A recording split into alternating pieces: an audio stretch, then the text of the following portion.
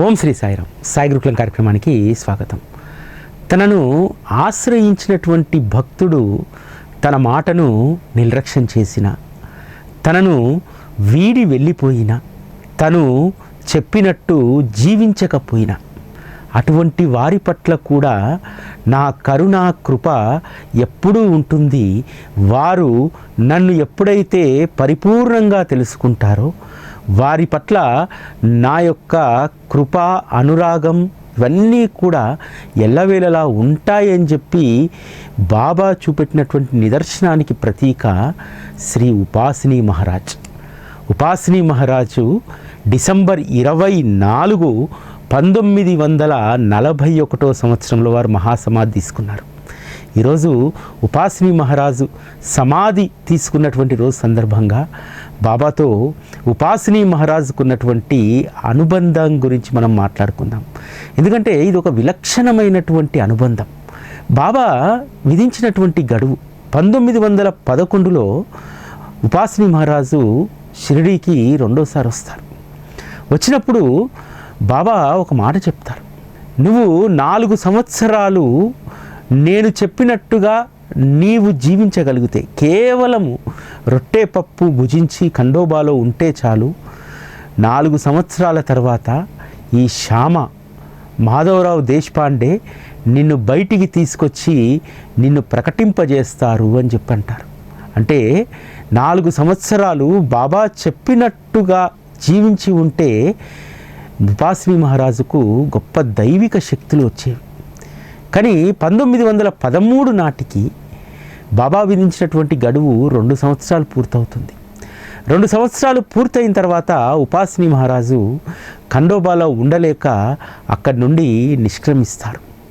చాలామంది రకరకాలుగా అనుకున్నారు, బాబా విధించినటువంటి 4 సంవత్సరాల యొక్క దీక్షను ఉపాసిని 2 సంవత్సరాల్లోనే పూర్తి చేశాడేమో అని చెప్పి. కానీ ఆ విధంగా జరిగి ఉంటే శ్యామా చేత ఉపాసిని మహారాజును ప్రకటింపజేసేటువంటి వారు ఒక సద్గురువుగా. కానీ బాబా ఆ పని చేయలేదు. అంటే బాబా విధించినటువంటి గడువు ప్రకారం వారు అక్కడ ఉండలేకపోయారు. ఈ 2 సంవత్సరాలలో కూడా ఉపాసిని మహారాజు పట్ల ఎంతో ప్రేమను కలిగి ఉండేటువంటి వారు. చంద్రాబాయి బోర్కరు ఉపాసిని మహారాజు పట్ల కొంత భక్తి శ్రద్ధలు కలిగి ఉండేది.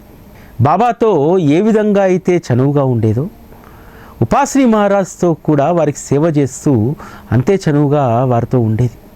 ఇద్దరి పట్ల ప్రేమ కలిగి ఉండేది. అందుకని బాబా ఒకరోజు గురు పౌర్ణమి రోజు ద్వారకామయిలో గురు పూజ జరుగుతుంటే 1913లో చంద్రాబాయి బోర్కర్ చెప్తారు, నువ్వు వెళ్ళి ఖండోబాలో ఉన్నటువంటి ఉపాసిని పూజించుకో అని చెప్తారు. ఉపాసిని మహారాజ్ దగ్గరికి వెళ్ళి ఆవిడ గురు పూజ చేయడానికి ఉపక్రమిస్తే ఉపాసిని మహారాజు అభ్యంతరం చెప్పలేదు. ఎందుకంటే స్వయంగా తన సద్గురువే ఇక్కడికి పంపించారు కాబట్టి వారి ఆజ్ఞ మేరకు వారు గురు పూజకు కూర్చున్నారు. అయితే చంద్రాబాయి బోర్కర్ మాత్రము ఉపాసిని మహారాజును ఒక గురుబంధువు అనేటువంటి దాంతో చూసింది తప్ప ఎప్పుడూ కూడా తాను ఉపాసిని మహారాజు బాబాకు ఆల్టర్నేట్ అనో లేకపోతే వారు కూడా సద్గురు అనే ఆ దృష్టితో లేదు. తన అనుభవాల్లో చెప్తుంది, బాబా ఆదేశం ప్రకారం సాటి గురుబంధువు నాకంటే ఉన్నత ఆధ్యాత్మిక స్థితిలో ఉన్నారు, వారిని పూజిస్తే నా సద్గురువును పూజించుకున్నట్టే అని చెప్పి వారిని పూజించాను తప్ప ఉపాసిని మహారాజ్కు నాకు గురుబంధం లేదు, కేవలం గురుబంధువు మాత్రమే ఉపాసిని మహారాజ్ అని చెప్తారు. ఆ విధంగా ఉపాసిని మహారాజు షిరిడీలో ఉన్నంత కాలం కూడా వారు ఎవరితో మాట్లాడేటువంటి వారు కాదు. ఒక చంచలమైనటువంటి మనస్తత్వం. బాబా ఎందుకు 4 సంవత్సరాలు ఖండోబాలో ఉపాసిని మహారాజు ఉండమన్నారు? ఎక్కడా కూడా 6 నెలలు స్థిరంగా ఉండలేకపోతారు. దేశమంతటా తిరుగుతూ అనేక మంది గురువులను, సత్పురుషులను ఆశ్రయిస్తూ ఎక్కడా కూడా తన తృప్తి అనేటువంటి దాన్ని పెంచుకోకుండా 4 రోజులు గడవగానే ఇక్కడ ఏమీ లభించదనేటువంటి నిరాశతోటి అనేక చోట్ల నుంచి వెనుదిరిగాడు. అటువంటి ఉపాసిని మహారాజును ఒక చోట 4 సంవత్సరాలు ఉంచి తన మనసును స్థిరీకరించి అద్భుతమైనటువంటి సాధకుడిగా వారిని రూపొందింపజేయాలనేటువంటిది సద్గురు శ్రీ సాయిబాబా యొక్క లక్ష్యం.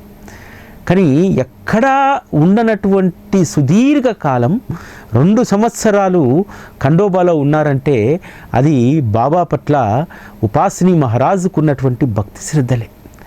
ఆ తర్వాత ఉపాసిని మహారాజ్ షిరిడి విడిచి వెళ్ళినప్పటికీ కూడా బాబా యొక్క కృపాదృష్టి ఎప్పుడూ ఉపాసిని పైన ఉండేది. ఆ తర్వాత అనేక ప్రదేశాల్లో తిరుగుతూ సకోరి చేరుకుంటారు. సకోరిలో కన్యాస్థాన్ను ఏర్పాటు చేస్తారు. ఉపాసిని మహారాజు తను విధించినటువంటి గడువుకు ముందే వెళ్ళిపోయినా బాబాలో కించింతైనా కూడా ఉపాసిని పట్ల అసహనం కానీ కోపం కానీ ఏది ఉండకపోయేది. ఉపాసిని కూడా మనవాడే అనేటువంటి దాన్ని చాలా సందర్భాల్లో బాబా సంబోధిస్తారు. ఎందుకంటే ఉపాసిని మహారాజును బాబా ఏ విధంగా ఉపయోగించుకున్నారు, ఉపాసిని మహారాజును ఎట్లా తన అవతార ప్రస్థానంలో కొంతమంది భక్తులను వారి మనస్సులను శాంతింపజేయడానికి ఉపాసిని మహారాజును కూడా బాబా ఉపయోగించుకున్నారు.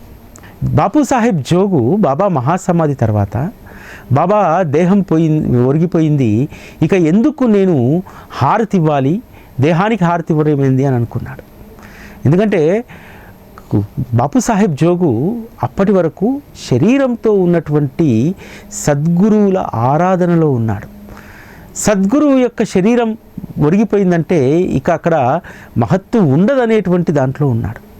అటువంటి జోగు తను ఎంచుకున్నటువంటి ఆధ్యాత్మిక చింతన నుంచి, ఆధ్యాత్మిక మార్గం నుంచి బయటికి వెళ్లకుండా ఉండడానికి బాబా ఒకానొక రోజు జోగ్కు స్వప్న దర్శనం ఇస్తాడు.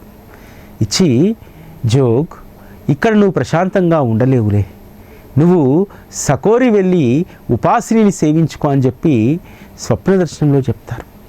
ఆ తర్వాత బాబా ఆదేశం ప్రకారం బాపు సాహెబ్ జోగ్ సకోరి వెళ్ళి అక్కడ బాబాకు ఏ విధంగా అయితే హారతులు పూజా అర్చనలు చేసేటువంటి వారో ఉపాసిని మహారాజును సేవించుకుంటూ అక్కడే ఉండిపోయారు. ఎందుకంటే శరీరంతో ఉన్నటువంటి సత్పురుషుని పట్లనే జోగ్కు మమకారం ఉంది.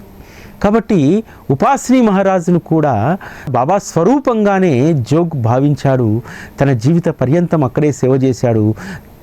తను ఏదైతే బాబా దగ్గర చాలా సందర్భాల్లో ప్రస్తావించారో, తను ఈ లౌకిక జీవితాన్ని త్యజించి సన్యాస దీక్ష తీసుకోవాలని చెప్పి, అదేవిధంగా సకోరి వెళ్ళిన తర్వాత తన భార్య లక్ష్మీతాయి మరణించిన తర్వాత జోగు సన్యాస దీక్ష తీసుకొని ఉపాసిని ఆశ్రమానికే పరిమితమవుతాడు.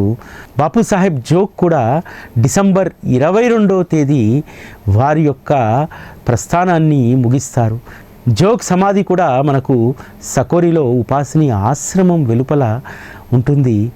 ఎవరికైతే శరీరంతో ఉన్నటువంటి సద్గురువును సేవించుకోవాలని ఉంటుందో అటువంటి వారిని సకోరికి బాబా స్వయంగా పంపించినటువంటి వాళ్ళలో జోగ్ ఒకరు. ఇంకొకరు కమలాకర్ గోవింద్ దీక్షిత్ అని చెప్పి, ఇతను ఒక బ్రాహ్మణుడు. ఎప్పుడూ కూడా గురుస్థాన్లో పాదుకలు ప్రతిష్ఠించిన తర్వాత ఆ పాదుకలను పూజించేటువంటి అదృష్టవంతుడు. కానీ బాబా దేహం కనుమరుగైపోయిన తర్వాత తాను కూడా ఎవరైనా శరీరంతో ఉన్నటువంటి సత్పురుషుల్ని ఆరాధించాలని చెప్పి అనుకుంటాడు. స్వయంగా బూటి కమలాకర్ గోవింద్ దీక్షితును సమాధి మందిరంలో పూజారిగా నియమిస్తాడు. కానీ అక్కడ ఉండలేకపోతాడు, మనస్సు అల్లకల్లోలంగా ఉంటుంది.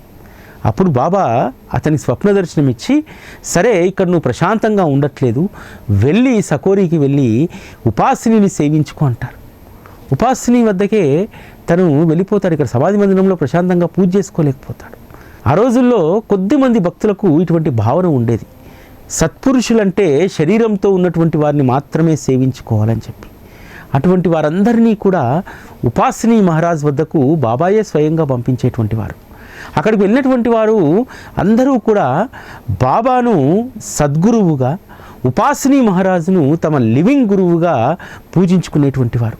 అక్కడికి వెళ్ళేటువంటి వారు ఎవ్వరూ కూడా మళ్ళా బాబాతో విడిపడి ఉండలేదు. బాబా పట్ల భక్తి శ్రద్ధలు ఉన్నప్పటికీ కూడా సేవించుకోవడానికి ఒక లివింగ్ గురువు కావాలి. కాబట్టి ఉపాసిని మహారాజ్ దగ్గరికి బాబా ఆ విధంగా పంపించారు. కానీ ఉపాసిని మహారాజ్ మాత్రం ఎప్పుడూ ఒక స్పృహతో ఉండేటువంటి వారు. ఏమిటంటే, నా సద్గురు దైవమైనటువంటి శ్రీ సాయిబాబా కృప వల్లనే నాకు ఈ పేరు ఖ్యాతి అంతే తప్ప ఇందులో నా గొప్పతనం ఏమీ లేదు అనేటువంటి దాంతో వారు ఎప్పుడూ దాన్నే గుర్తుపెట్టుకుని ఉండేటువంటి వారు. అంతేకాదు ఉపాసిని మహారాజు తనకు తాను కొన్ని శిక్షలు విధించుకునేటువంటి వారు. 1930 తర్వాత ఉపాసిని మహారాజు యొక్క ఖ్యాతి దేశమంతా కూడా వ్యాపించింది. నిజాం సంస్థానంలో ఒక కీలకమైనటువంటి మంత్రి పదవిని నిర్వహిస్తున్నటువంటి సర్ కృష్ణప్రసాద్ దివాన్ అనేటువంటి ఆ దివాన్ యొక్క మంత్రి పదవి కొన్ని రాజకీయ కారణాల వల్ల అది పదవి పోతుంది. నిజాం ప్రభువుకు ఎవరో తప్పుడు సమాచారం ఇవ్వడంతో అతన్ని మంత్రి పదవి నుంచి తొలగిస్తాడు. ఆ విధంగా అతను మొదట షిరిడీకి వస్తాడు. వచ్చి బాబాను దర్శించుకొని ఇక్కడ ఎవరైనా సరే సత్పురుషులు శరీరంతో ఉన్నటువంటి వారు ఉన్నారా? అప్పటికి బాబా మహాసమాధి ఉన్నారు కదా, కాబట్టి ఖచ్చితంగా ఆ ప్రాంతంలో ఎవరో ఒకరు ఉంటారని చెప్పి అడిగితే సకోరిలో ఉపాసిని మహారాజు ఉన్నారని చెప్తారు. అక్కడికి వెళ్తాడు. వెళ్ళి 2 నెలల పాటు సకోరి ఆశ్రమంలో తను ఉంటాడు. అక్కడ ఉన్నటువంటి సమయంలోనే కబురు వస్తుంది, నిజాం ప్రభువు మళ్ళీ మిమ్మల్ని మంత్రి పదవిలోకి తీసుకున్నారని చెప్పి. ఉపాసిని కృప వల్లనే, తను అక్కడ చేసినటువంటి సేవ వల్లనే తనకు మంత్రి పదవి మళ్ళీ దక్కిందని చెప్పి సంతోషంగా అక్కడికి వెళ్తారు. ఆ తర్వాత ఉపాసిని మహారాజును అనేక సందర్భాల్లో హైదరాబాద్కు పిలిపించుకుంటారు. బేగంపేటలో ఉన్నటువంటి ఆ వారి రాజప్రసాదంలో అనేక సందర్భాల్లో ఉపాసిని మహారాజు అక్కడికి రావడం, అక్కడ ఉండడం జరిగింది. ఆ తర్వాత ఉపాసిని చరిత్ర అనేక పత్రికల్లో ప్రచురితం కావడంతో ముంబై, పూణే నగరాల నుంచి అనేక మంది భక్తులు వచ్చేవారు. భక్తులు వచ్చి ఆర్భాటాలు పెరిగిపోయేసరికి ఉపాసిని మహారాజు ఒక్కొక్కసారి తనకు తాను బందీ చేసుకునేటువంటి వారు. ఎవరికీ కూడా బయటికి వచ్చి దర్శనం ఇచ్చేటువంటి వారు కాదు. ఎందుకనంటే ఖ్యాతి పెరిగితే గర్వం పెరుగుతుంది. తన సద్గురువు నేర్పినటువంటి పాఠం సాయిబాబా ఎప్పుడూ కూడా తన యొక్క వైభవం పెరిగినా కొద్దీ తనకు తాను ఎంత చిన్నగా, ఎంత తక్కువగా చేసుకొని వారు ఎంత నిరాడంబరంగా ఉన్నారో తను కూడా అలానే ఉండాలని చెప్పి ఉపాసిని మహారాజు భావించాడు.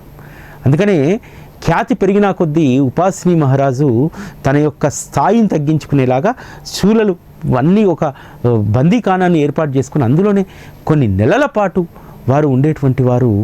ఆ విధంగా తన సద్గురువు చెప్పినట్టు ఖ్యాతి కోసం పాకులాడవద్దు, ఎక్కడా కూడా మనం గర్వహంకారాలు ప్రదర్శించవద్దు అనేటువంటి దాన్ని ఎప్పుడూ ఉపాసిని మహారాజు తన మనస్సులో స్థిరపరుచుకున్నాడు.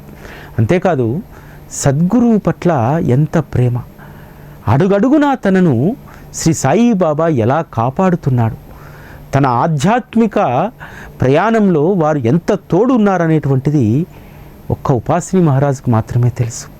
అందుకనే బాబా మహాసమాధి తర్వాత 1920లో మే, జూన్ మాసాల్లో కాశీలో ఒక గొప్ప యాగాన్ని తలపెడతాడు.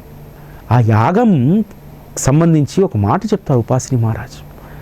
సకల సద్గురువులందరూ కూడా కాశీలో సమావేశం కాబోతున్నారు. ఆ సమావేశానికి సద్గురు సామ్రాట్ అయినటువంటి శ్రీ సాయిబాబా అధ్యక్షత వహించబోతున్నారు. ఆ యాగాన్ని మనందరం నిర్వహించాలి అని అంటే ఉపాసిని మహారాజ్ ఆశ్రితులైనటువంటి అనేక మంది భక్తులు వందలాదిగా 1920 జూన్ మాసంలో కాశీకి చేరుకుంటారు. ఉపాసిని మహారాజు అందరికంటే ముందు బయలుదేరి అగస్త్యముని ఆశ్రమానికి వెళ్ళి వారికి ప్రణమిల్లి, మీరు తప్పకుండా కాశీలో జరిగేటువంటి ఆ సద్గురు సమ్మేళనానికి మీరు హాజరు కావాలని చెప్పి వారి సమాధిని ప్రార్థిస్తారు. ఆ తర్వాత వారు అలహాబాదు, గయా ప్రాంతాలకు వెళ్ళి అక్కడ కొద్ది రోజులు ఉండి గంగానదిలో స్నానం చేసి అక్కడి నుండి కాశీకి చేరుకుంటారు. కాశీలో మలమల మాడేటువంటి ఎండలో ఒక చిన్న రేకుల రూములో ఉండి అక్కడ జరిగేటువంటి ఆ ఏర్పాట్లన్నీ కూడా ఉపాసిని మహారాజ్ స్వయంగా పర్యవేక్షించారు. జూన్ మాసంలో 1,000 రోజుల పాటు గొప్ప యాగాన్ని అక్కడ నిర్వహిస్తారు. నా సద్గురువు నేను చేసేటువంటి ఈ ప్రయత్నంతో సంతృప్తి చెందుతాడు, ఇకనైనా ఆయనకు నా పట్ల దయ కలుగుతుందేమో, నాలో ఉన్నటువంటి చపల చిత్తాన్ని తొలగించాలని చెప్పి ఆ రోజు పూర్ణాహుతి రోజు బాబా చిత్రపటం ముందు సాష్టాంగపడి ఉపాసిని మహారాజ్ వేడుకుంటాడు. అంటే సద్గురువు యొక్క మకరందాన్ని ఎంత అద్భుతంగా ఆస్వాదించాడో ఉపాసిని మహారాజ్ యొక్క జీవితాన్ని చూస్తే మనకు అర్థమవుతుంది. బాబాను ఆశ్రయించి కొద్దో గొప్ప జ్ఞానం రాగానే తమకు మించినటువంటి మేధావులు లేరని చెప్పి చాలామంది అనుకుంటారు. కానీ ఉపాసిని మహారాజ్ గొప్ప సాధకుడు అయినప్పటికీ కూడా తన ఖ్యాతికి, తన ఆధ్యాత్మిక పరిణితికి మూల కారణం శ్రీ సాయిబాబా అనేటువంటి ఆ సత్యాన్ని ఎప్పుడూ కూడా ఉపాసిని మహారాజ్ గుర్తుపెట్టుకున్నాడు. ఇక్కడ మనం ఇంకో విషయాన్ని గుర్తుపెట్టుకోవాలి.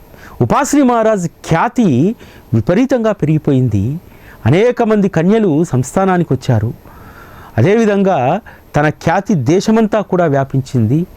అనేక మంది స్వతంత్ర సమరయోధులు, గాంధీజీ గారు లాంటి వారితో సహా అనేక మంది సకోరి ఆశ్రమాన్ని సందర్శించారు. అయినా సరే కించింతైనా గర్వాహంకారాలు ఉపాసిని మహారాజులో లేవు. ఎందుకోసం? ఉపాసిని మహారాజు హృదయంలో ఉన్నటువంటి సద్గురు శ్రీ సాయిబాబా అనేటువంటి దృఢమైనటువంటి భక్తి అతని పట్ల ఇటువంటి గర్వాహంకారాలను దరిచేరనివ్వలేదు. ఎందుకంటే దృఢమైనటువంటి భక్తి ఎవరైతే కలిగి ఉంటారో సద్గురువు పట్ల, వారికి ఏవీ కూడా ఆయన అంటనివ్వరు. ఎందుకంటే దృఢమైనటువంటి భక్తికి మించినటువంటి శక్తి మరొకటి ఇంకోటి లేదు. ఆ దృఢమైనటువంటి భక్తే మనకు గర్వాహంకారాలు మన దరి చేరకుండా చేస్తాయి. ఉపాసిని మహారాజు కూడా అనేక సమస్యలను ఎదుర్కొన్నాడు. అనేక కోర్టు కేసులను వారు ఎదుర్కొంటున్నటువంటి సమయంలో, అంటే కన్యాస్థానానికి సంబంధించి దేశంలో అనేక కోట్లలో ఆ కేసులు వేయడం జరిగింది. ఆ సందర్భంలోనే బాబా గురువు కోసం అన్వేషిస్తూ ప్రయాణిస్తున్నటువంటి బివి నరసింహస్వామిని ఉపాసిని మహారాజుకు చేరువ చేస్తాడు. ఉపాసిని మహారాజుకు గురుసేవలో భాగంగా బివి నరసింహస్వామి అతని పైన ఉన్నటువంటి అన్ని కేసులను కూడా వాదించి నిర్దోషిగా రుజువు చేయిస్తారు న్యాయస్థానం ముందు. అంటే తన వాడు ఏదైనా సంక్లిష్టమైనటువంటి పరిస్థితుల్లో ఉంటే ఏ విధంగా శ్రీ సాయిబాబా వాటిని పరిష్కరించడానికి ఎవరినో ఒకరిని ఏ విధంగా పంపిస్తారు, లేకపోతే స్వయంగా వారు ఎలా పూనుకుంటారు అనేటువంటి దానికి ఉపాసిని మహారాజ్ జీవితమే మనొక నిదర్శనం. అంతేకాదు ఉపాసిని మహారాజ్ ఎప్పుడూ కూడా ధ్యానంలో శ్రీ సాయి చరణాలను మాత్రమే వారు ధ్యానించేటువంటి వారు. అందుకు నిదర్శనం ఏమిటో తెలుసా? వారు రాసినటువంటి శ్రీ సాయి మహిమా స్తోత్రం, సదానింబ వృక్షస్య మూలాదివాస సుధాశ్రావినం తిక్తమప్య ప్రియంతం తరుం కల్ప వృక్షాధికం సాధయంతం అంటూ పాదుకల ప్రతిష్టాపన కోసం వారు రాసినటువంటి ఆ స్తోత్రానికి వెనక ముందు మరిన్ని పద్యాలు రాసి అద్భుతమైనటువంటి శ్రీ సాయి మహిమా స్తోత్రాన్ని మనందరికీ అందించారు. ఎవరైతే ఈ సాయి మహిమా స్తోత్రాన్ని నిత్యం పఠిస్తారో వారికి సాయి కృప అపారంగా లభిస్తుంది. అందుకనే ఈరోజు మనం ఎవరమైతే ఉదయం సాయంత్రం హారతుల్లో సదాసస్వరూపం చిదానందకందం అనేటువంటి ఆ పాటను పాడుకుంటామో మనకు సాయిబాబా యొక్క అపారమైనటువంటి కృప మనకు దక్కుతుంది. అందులో సాయి యొక్క అపారమైనటువంటి కృపాధార ఈ యొక్క స్తోత్రంలోనే ఉంటుంది. అందుకనే ఉపాసిని మహారాజు వారి ధ్యాస ఎప్పుడూ కూడా సద్గురు చరణాల్లోనే లీనమై ఉండేటువంటిది. లోకులందరూ కూడా ఉపాసిని మహారాజును గొప్ప గురువుగా, గొప్ప సాధకుడిగా అందరూ కొనియాడుతుంటే తను మాత్రము ఎప్పుడూ కూడా సద్గురు చరణాల పట్లనే ధ్యాస కలిగి ఉండేటువంటి వారు. బాబా యొక్క మహత్యాన్ని, వారి యొక్క శక్తి ఎక్కడ ఉందో గుర్తించినటువంటిది ఒక్క ఉపాసిని మహారాజే. ఎందుకనంటే అందరూ ఆ రోజు బాబా శరీరంతో ఉన్నప్పుడు ద్వారకామాయికి వెళ్ళి అక్కడ పూజలు ఇవన్నీ చేసేటువంటి వారు. కానీ ఉపాసిని మహారాజ్ యొక్క ధ్యానం, ధ్యాస ఆ గురుస్థాన్ వద్దే ఉండేది. అందుకనే ఆ గురుస్థాన్లో పాదుకలు ప్రతిష్ఠింపజేసేటప్పుడు రాసినటువంటి ఆ శ్లోకంలో ఆ గురుస్థాన్ యొక్క మహిమ గురించి చాలా అద్భుతంగా రాస్తారు. వేప చెట్టు మొదలు వద్ద నివాసం ఏర్పాటు చేసుకొని దానిని పునీతం చేసి ఆ చెట్టును కల్పవృక్షం కంటే కూడా శక్తివంతంగా మార్చినటువంటి ఓ సద్గురు మీరే సాక్షాత్తు ఈశ్వరులు అని చెప్పి సదానింబ వృక్షస్య మూలాదివాస శ్లోకంలో వారు రాసినటువంటి ఆ మాటలు. ఎందుకంటే చాలామందికి తెలియనటువంటి విషయం ఏమిటంటే గురుస్థాన్లో అద్భుతమైనటువంటి శక్తి దాగి ఉంటుంది. ఆ శక్తి ఎంత అపారమైందంటే మనం ఒక్కసారి ఆ గురుస్థాన్ చుట్టూ ఒక్క ప్రదక్షిణ చేసినా సరే ఆ మహిమ మనకు తెలుస్తుంది. గురుస్థాన్లో ఉన్నటువంటి అవన్నీ కూడా వేప చెట్టు, సాక్షాత్తు దాని కింద 16 ఏళ్ల బాలుడిగా వారు అవతరించారు కదా. అవతరించినటువంటి స్థలానికి ఉన్నటువంటి మహిమ ఉపాసిని మహారాజ్ గ్రహించారు. అందరూ కూడా బాబా కూర్చున్నటువంటి ద్వారకామయికి వెళ్ళేటువంటి వారు. ఉపాసిని మహారాజ్ లాంటి వారు, అనేక మంది సాధకులు ఎప్పుడూ కూడా గురుస్థాన్ చుట్టే పరిభ్రమించేటువంటి వారు. ఆ గురుస్థాన్కు ఉన్నటువంటి శక్తి అలాంటిది. అందుకోసమే సాయిబాబా మహిమా స్తోత్రంలో వారు రాసినటువంటి కొన్ని విషయాలను కనుక మనం పరిశీలించినట్టయితే బాబా మహత్తు మనకు తెలియ వస్తుంది. అహంభావం లేనటువంటి ప్రసన్నాత్మ స్థితిలో అక్కడ మీరు కొలువై ఉన్నారని చెప్పి. అహంభావం తొలగిపోతే మనిషికి మిగిలేటువంటిది ప్రసన్నతే కదా. అటువంటి ప్రసన్నతను నిజభక్తులు దర్శించి వారు కూడా అహంభావ రహితులై ఎప్పుడు సద్గురు చరణాల్లో వారు లీనమవుతారనేటువంటిది శ్రీ ఉపాసిని మహారాజ్ యొక్క ఉద్దేశం. అందుకనే ఈ మహిమా స్తోత్రంలో వారు రాసినటువంటి అద్భుతమైనటువంటి కొన్ని పదాలను మనం చూద్దాం. ఓ సాయిష కృపాసాగర, జనులందరి కోరికలను మీరు నెరవేరుస్తారు. అటువంటి మీ పాదధూళి ప్రభావాన్ని బ్రహ్మ కూడా కొనియాడలేరు. సద్భక్తితో చేతులు జోడించి మిమ్మల్ని వేడుకుంటున్నాను. సాయి పాదాలు తప్ప ఇక నేను దేనిని ఆశ్రయించను. ఇది వాస్తవం. సాయి పాదాలను తప్ప ఉపాసిని మహారాజ్ మరే ధ్యానము ఏ ధ్యాస చేయలేదు. ఆయన ప్రత్యేకమైనటువంటి ఒక పద్ధతిని కానీ, ఒక సాంప్రదాయాన్ని కానీ, ఒక ఉపాసనను కానీ చేసుకోలేదు. ఎందుకంటే ఇదే స్తోత్రంలో వారు రాసుకుంటారు, ఉపాసన దైవంగా స్వీకరించడానికి మీకు అన్ని అర్హతలు ఉన్నాయని చెప్పి రాస్తారు దీంట్లో. కాబట్టి తన ఉపాసనా దైవం కేవలం సాయిబాబా మాత్రమే అని చెప్పి వారి జీవిత పర్యంతం ఉపాసిని మహారాజ్ నమ్మారు. అందుకనే రాజా బహదూరు కృష్ణరావు దివాన్ గారు వారు హైదరాబాద్లో ఉపాసిని మహారాజ్కు ఒక ఆశ్రమాన్ని కట్టించాలనుకుంటారు. వారికి అందమైనటువంటి పూల తోటలు, బగీజాలు, మంచి మంచి బంగ్లాలు అనేకం ఉన్నాయి హైదరాబాద్లో. ఎందుకంటే నిజాం సంస్థానంలో వారు జాగీర్ మంత్రి కాబట్టి అన్ని ప్రదేశాలను చూపెడతారు. ఏది కూడా ఉపాసిని మహారాజ్ నచ్చడు. ఆఖరికి పహాడీ షరీఫ్లో ఉన్నటువంటి కొండ ప్రాంతం, ఆ కొండ ప్రాంతానికి తీసుకెళ్ళి ఉపాసిని మహారాజుకు ఆ స్థలాన్ని చూపెడతారు. ఉపాసిని మహారాజు వెంటనే అక్కడ ఉన్నటువంటి ఒక రాతి కొండపైన కూర్చొని ధ్యానంలోకి వెళ్తారు. వెళ్ళి ఒకే ఒక మాట చెప్తారు, ఇక్కడ నా సద్గురు శ్రీ సాయిబాబా నిజ పాదుకలు ఇక్కడ గుప్తంగా ఉన్నాయి. ఆ వారి పాదుకలు గుప్తంగా ఉన్నటువంటి ప్రదేశమే నాకు శాంతిని కలిగిస్తుందని చెప్పి ఆ ప్రాంతాన్ని ఎంపిక చేసుకుంటాడు. ఇప్పటికి కూడా పహాడీ షరీఫ్ దగ్గర ఉపాసిని టేకిడి అనేటువంటి దాన్ని ఇప్పటికీ ఆ కృష్ణారావు బహదూర్కి సంబంధించినటువంటి వారసులు దాన్ని నిర్వహిస్తూ ఉన్నారు. ఆ ప్రాంతం ఎంత శక్తివంతమైందో ఒక ఉపాసిని మహారాజుకే తెలుసు. ఉపాసిని మహారాజు వారి యొక్క సమాధికి పూర్వం 1941కు ఒక 3 సంవత్సరాల ముందు విపరీతమైనటువంటి అస్వస్థత చేకూరితే ఎక్కడా కూడా తనకు శాంతి లభించలేదు. వెంటనే హైదరాబాద్ వచ్చి పహాడీ షరీఫ్లో ఉన్నటువంటి ఉపాసిని టేకిడీలో 45 రోజులు ఇక్కడ ఉంటారు. ఉండి అప్పుడు అతనికి ఆరోగ్యం సరిపడుతుంది. అంటే తన సద్గురువు యొక్క గుప్తమైనటువంటి పాదుకలు ఉన్నటువంటి స్థానమే తన విశ్రాంతి ధామం అని చెప్పి ఉపాసిని మహారాజ్ భావించారు. భృంగో యదాబ్జే మకరంద లుబ్ధ అనేటువంటి పదాన్ని ఈ మహిమా స్తోత్రంలో రాస్తారు. మకరందాన్ని తాగే తుమ్మెద పువ్వు ఎందే రమించినట్టు నా మనస్సు ఎప్పుడూ కూడా మీ పాదాల యందు నిలిచిపోతూ అని అంటుంది అని చెప్పి రాస్తారు. అంతేకాదు ఎన్నో జన్మల్లో మేము చేసుకున్నటువంటి పాపాలు మీ పాదాలు చూడడంతో అవి తొలగిపోతాయి. సద్గురు దయా సముద్ర, నేను మీ పాదాలను పట్టుకొని క్షమించమని చెప్పి మిమ్మల్ని అడుగుతున్నాను. నిజంగా ఈ మహిమా స్తోత్రాన్ని ప్రతిరోజు మనం పాడుకుంటాం, కానీ ఇందులో ఉన్నటువంటి మకరందాన్ని మనం తెలుసుకోగలిగితే నిజంగా తనువు పులకరించిపోతుంది. ఎంత అద్భుతంగా ఉపాసిని మహారాజు ఈ సాయి మహిమా స్తోత్రాన్ని రచించారో ఈ మహిమా స్తోత్రం యొక్క అర్థం తెలుసుకుంటే మనకు తెలుస్తుంది.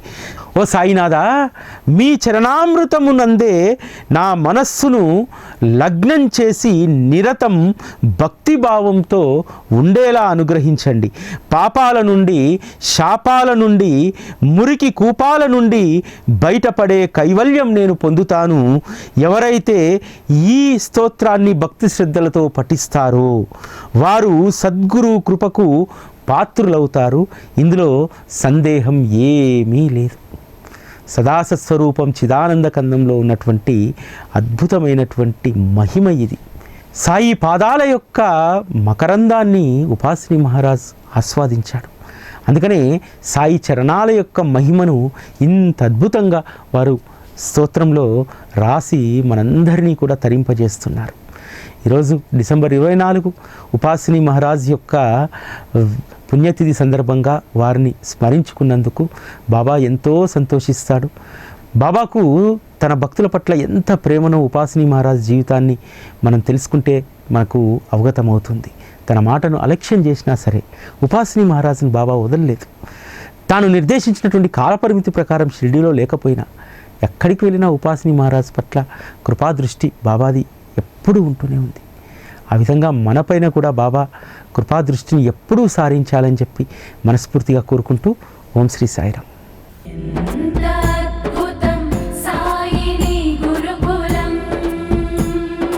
శిక్షణే తప్ప శిక్షలు లేని శరణాగతి సౌదం